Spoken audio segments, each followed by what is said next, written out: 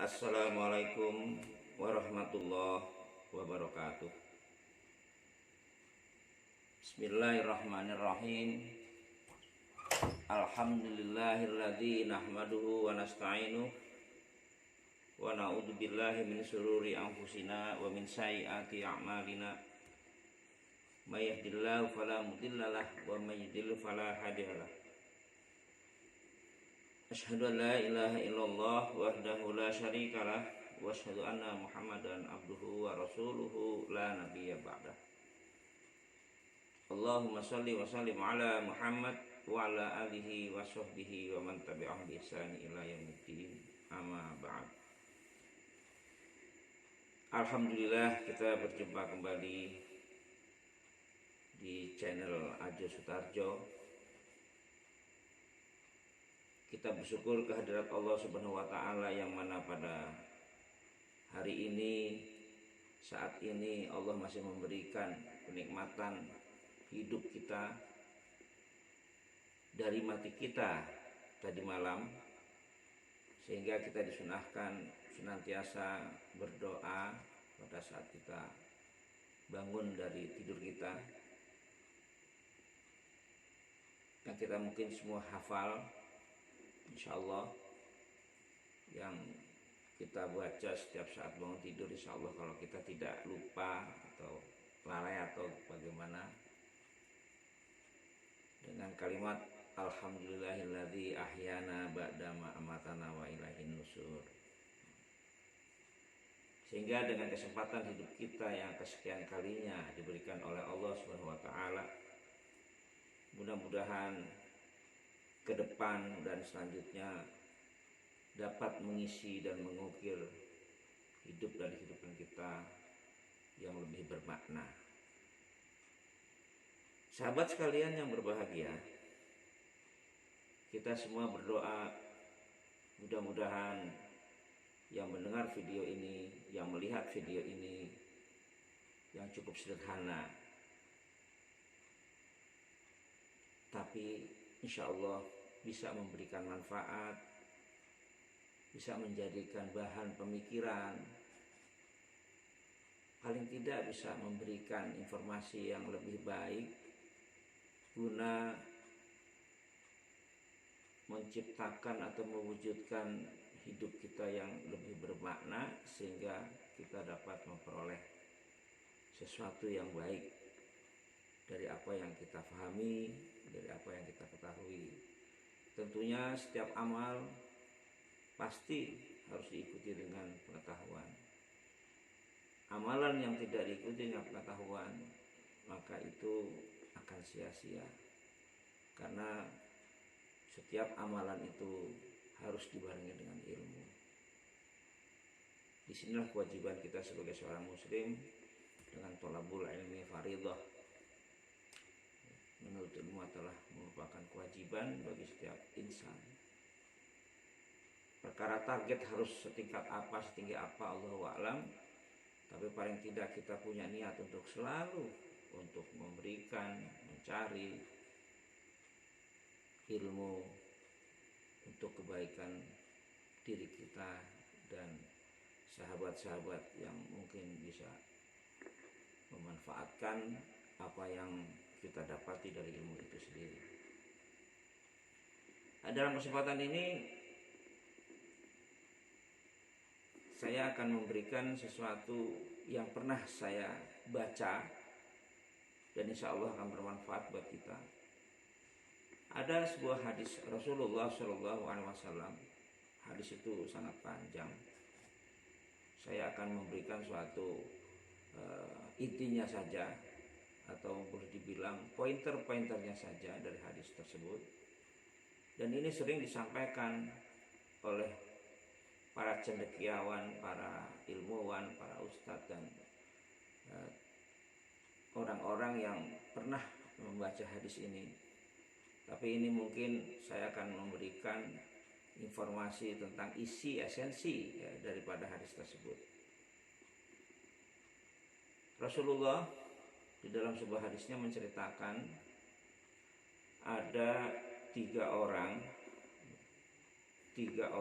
dengan tiga model pada saat melakukan pengadilan atas apa yang pernah dia lakukan di muka bumi ini semasa dia hidup. Jadi ada 3 orang dengan karakter berbeda pada saat mengikuti pengadilan Allah, diinformasikan lewat hadis tersebut. Yang pertama itu orang yang senantiasa diberikan nikmat oleh Allah, rezeki yang banyak, ya, atau kategorinya itu kategorinya orang kaya lah, orang yang memiliki harta banyak, orang mampu, ya. Jadi dia diberi kenikmatan oleh Allah dengan harta yang banyak. Karena sebagian umat manusia kalau disuruh memilih, apakah Anda ingin memilih menjadi orang kaya atau miskin? Mesti milih orang kaya. Itu rasional memang, masuk akal dan manusiawi. Apakah Anda ingin menjadi orang yang banyak harta atau yang sedikit harta? Ya secara normal memang orang akan memilih banyak harta. Karena dengan harta itu bisa melakukan apa saja. Kemudian karakter orang yang kedua, orang ini pandai ilmu agama, pandai ilmu di dalam membaca Al-Quran, bahkan dia bisa disebut sebagai orang, ya, ulama lah, orang yang berilmu. Ulama itu artinya orang yang memiliki ilmu agama. Kemudian yang ketiga adalah orang yang berkarakter pemberani. Artinya apa? Nyalinya itu besar banget. Jadi nggak ada rasa takut, apalagi untuk membela kebenaran, amal ma'ruf nahi mungkar. Jadi amal ma'ruf nahi mungkar itu dia melaksanakan kegiatan yang ma'ruf, tapi dia juga punya keberanian dengan nyali yang besar itu.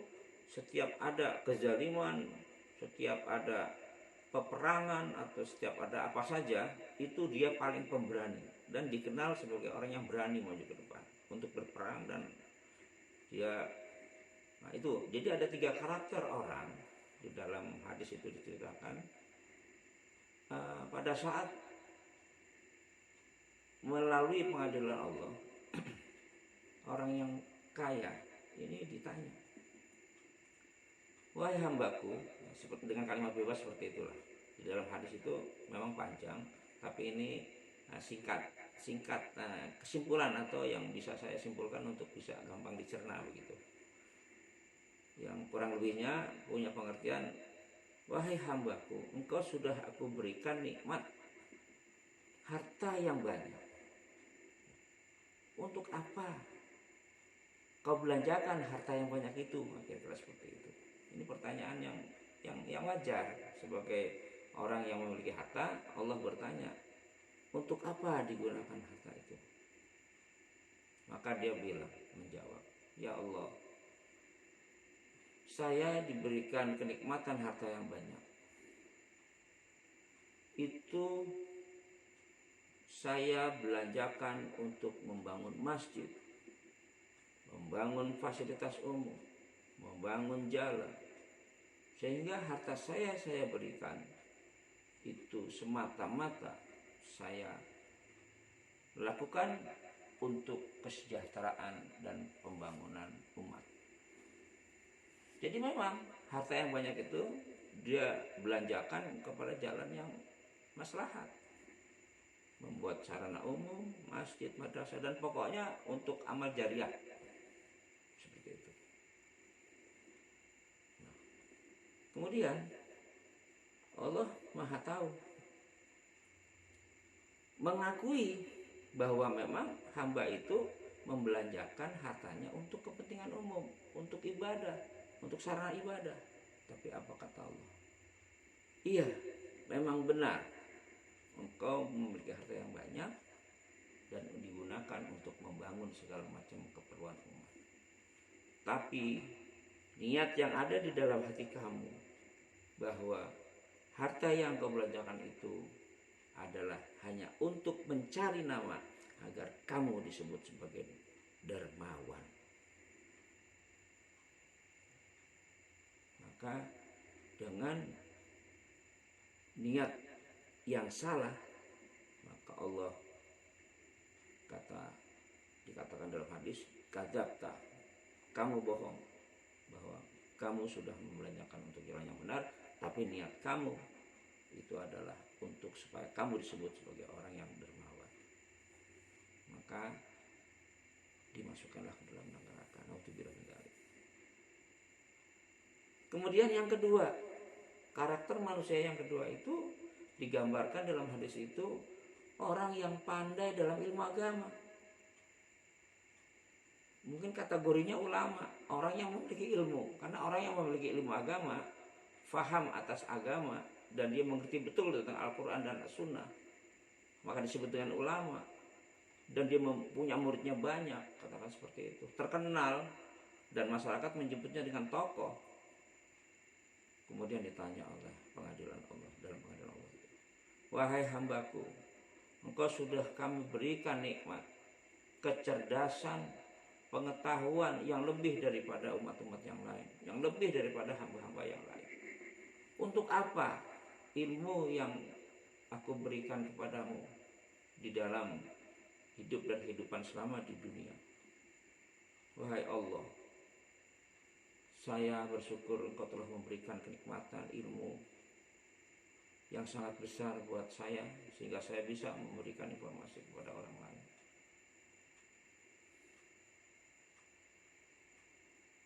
Sehingga dengan ilmu itu insya Allah akan memberikan pencerahan, sehingga orang akan selalu ingat dan dzikrullah kepada Allah.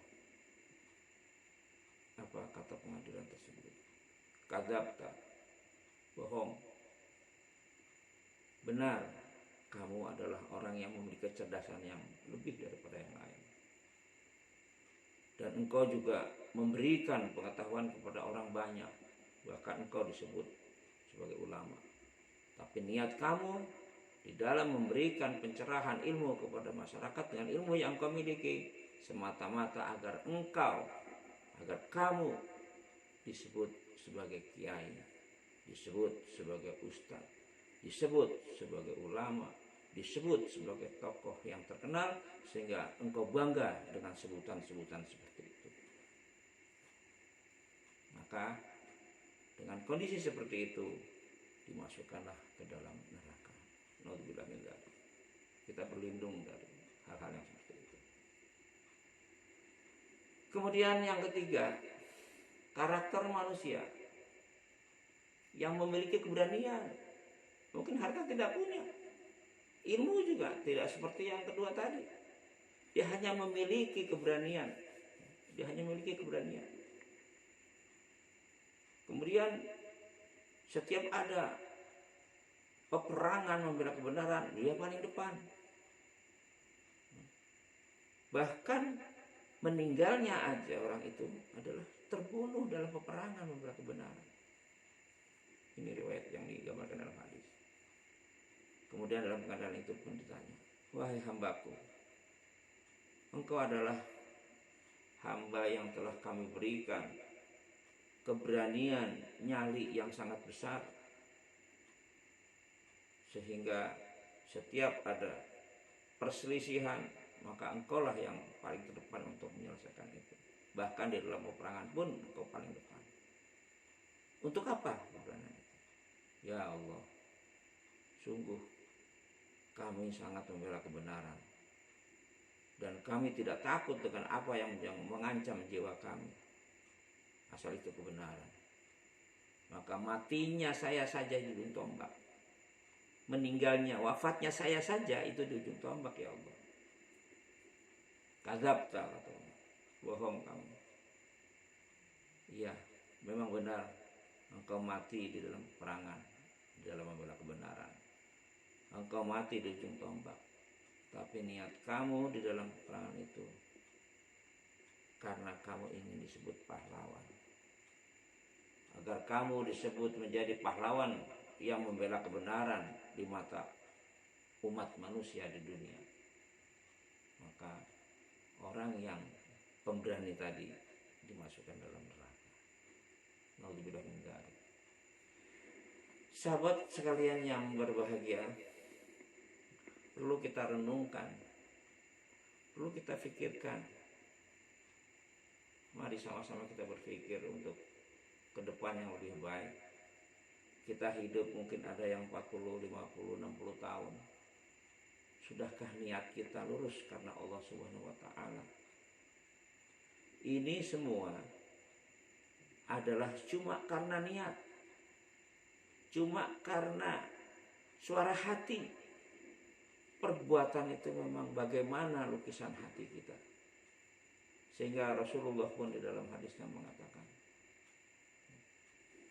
innamal a'malu binniyah. Sesungguhnya amal itu, sesungguhnya perbuatan itu tergantung daripada niatnya. Secara mata kasat perbuatan itu baik. Secara lahiriah perbuatan itu ma'ruf. Tapi kalau di hati kita yang tahu hanya Allah dan diri kita, kalau niat kita salah, tidak semata-mata karena Allah, tidak lillahi ta'ala, sebaik apapun amalan yang kita lakukan tidak memiliki arti di mata Allah Subhanahu wa taala. Karena niat itu menentukan. Sahabat sekalian yang berbahagia, betapa sedihnya kita, betapa ruginya kita. Kita punya harta sudah kita sedekahkan, kita punya ilmu sedikit atau banyak sudah kita berikan kepada orang lain, semata-mata agar itu bermanfaat. Atau kita punya keberanian nyali yang tinggi, selalu ingin membela kebenaran, tidak ada rasa takut pada saat kebenaran kita harus perjuangkan. Tapi cuma karena niat salah, maka Allah tidak akan memberi nilai apapun. Hadis ini memberikan inspirasi kita bahwa begitu pentingnya niat, begitu pentingnya motivasi, begitu pentingnya nilai yang kita lakukan agar bernilai di mata Allah, benar, agar diterima oleh Allah. Memang Allah adalah Maha Pengampun, benar, Allah adalah Maha Kasih dan Maha Sayang. Dan tidak ada di dalam Asmaul Husna yang nama Allah itu jelek. Semua adalah nama-nama Allah yang baik. Maha Pengampun, Al-Ghafur, Maha Kasih, Maha Sayang, Ar-Rahman, Ar-Rahim. Bahkan Allah pun punya nama Al-Hakim. Dia adalah Maha Adil. Sehingga dengan niat saja Allah bisa nilai orang ini akan kemana maksud dan tujuan dari apa yang dia lakukan. Ya Allah, dengan kekurangan, keterbatasan yang ada pada diri kita, ya Allah, baik kami sendiri maupun pendengar dalam video yang sederhana ini, kita semua berharap, berdoa kepada Allah dengan segala kelebihan dan kekurangan kita masing-masing. Ya Allah, berikanlah petunjuk kepada kita semua bahwa yang benar itu benar, yang salah itu salah. Janganlah Engkau balikkan ya Allah hati kami yang sudah lurus menjadi tidak lurus. Dan berikanlah pengetahuan kepada kami agar kami mampu selalu berbuat lillahi ta'ala. Karena memang godaan syaitan itu tidak akan pernah berhenti. Maka kita harus belajar ikhlas, harus belajar lapang dada walaupun itu sulit, dengan cara kita selalu bersyukur dan bersabar. Karena dalam hadis juga kita pernah membaca bahwa iman itu hakikatnya adalah 100%. 50% adalah syukur, 50% adalah sabar. Jadi orang beriman itu adalah harus syukur dan sabar. Tidak ada yang lain. Sehingga dengan syukur dan sabar ini mungkin bisa melukiskan hati kita, meluruskan niat kita yang semula kita berniat aneh-aneh, ingin disebut dermawan lah, ingin disebut kiai lah, ingin disebut tokoh lah yang berpengaruh oleh masyarakat, ingin disebut pemberani lah, apa namanya, maka itu akan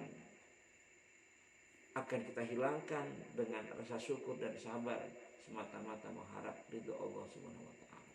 Memang sulit, Dan kami juga membuat video ini semata-mata ingin memberikan yang lebih luas lagi kepada kaum muslimin, muslimat, mukminin, mukminat, agar hadis yang sederhana ini paling tidak kita mendengar esensi, walaupun hadis itu panjang dan kesempatan membaca itu tidak semua orang punya.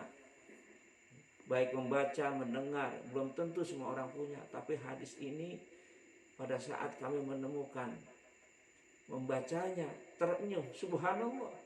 Ternyata niat itu sangat menentukan baik atau tidak baik di mata Allah Subhanahu wa taala. Betapa ruginya orang kaya dengan sedekahnya masuk neraka karena niatnya salah. Betapa ruginya orang yang disebut tokoh masyarakat, kiai, bahkan ilmunya, Masya Allah, kita mungkin tidak sampai untuk mengikutinya, tapi masuk neraka karena ingin disebut sebagai orang yang berilmu, disebut kiai, disebut apalah yang kata orang itu terhormat. Yang pemberani juga supaya disebut pahlawan, punya niat agar terkenal menjadi pahlawan. Naudzubillah min dzalik. Cuma perkara itu Allah memasukkan kita dalam neraka. Naudzubillah min dzalik. Sahabat yang berbahagia, video ini memang saya buat supaya kita sedikit memberikan suatu informasi agar kita bisa meluruskan niat, khususnya bagi diri kami sendiri. Dan kami hanya bertujuan mudah-mudahan Allah memberikan kekuatan kepada kami agar video ini bisa dilihat saja, dimengerti maksudnya. Yang lain insya Allah tidak. Dan kalaupun tuh ada sedikit, saya minta ampun kalau memang itu ada salah di dalam video ini, mungkin dibaca orang karena ini ada di YouTube, terus orang mengharapkan yang lain. Saya mengharapkan insya Allah agar teman-teman sahabat yang mendengar dan melihat video ini paling tidak niat kita, karena orang hidup itu ya tidak jauh dari harta, ilmu, pemberani, hanya itu. Dan sampai dalam hadis itu diceritakan secara khusus 3 orang ini masuk neraka dengan karakter yang berbeda karena salah niat. Kita berlindung kepada Allah. Mudah-mudahan kalau selama ini niat kita masih ada salah, masih dibarengi dengan kepentingan yang tidak dikehendaki oleh Allah, kita hapus, kita hilangkan. Mari kita sekarang ini berniat, beribadah, melakukan sesuatu apa yang kita miliki, apakah harta, ilmu, dan keberanian, semata-mata karena Allah. Cinta karena Allah, hidup karena Allah, mati karena Allah, melakukan sesuatu karena Allah. Tapi itu memang tidak mudah. Disinilah perjuangan sebagai seorang mukmin agar tetap istiqomah, tetap tawadhu, tetap wara, dan tetap qanaah di dalam hidup dan kehidupan kita yang fana ini. Demikian barangkali sahabat yang bisa kami sampaikan. Kurang lebihnya saya mohon maaf. Mungkin ada tutur kata kami yang kurang berkenan, tapi ini semata-mata insya Allah Allah memberikan hidayah kepada kita semua agar kualitas hidup kita ke depan makin baik, semakin baik, dan harapan kita agar Allah dengan pengetahuan-pengetahuan yang kita terus lakukan, pengetahuan yang terus kita dalami, kita baca, kita dengar, maka kita akan terus memberikan pembaruan, memberikan sikap yang terus melakukan perbaikan, yang sifatnya adalah terus merubah untuk yang lebih baik.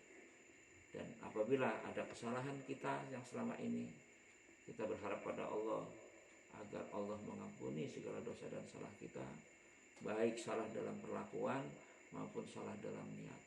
Kita luruskan bahwa semua yang kita lakukan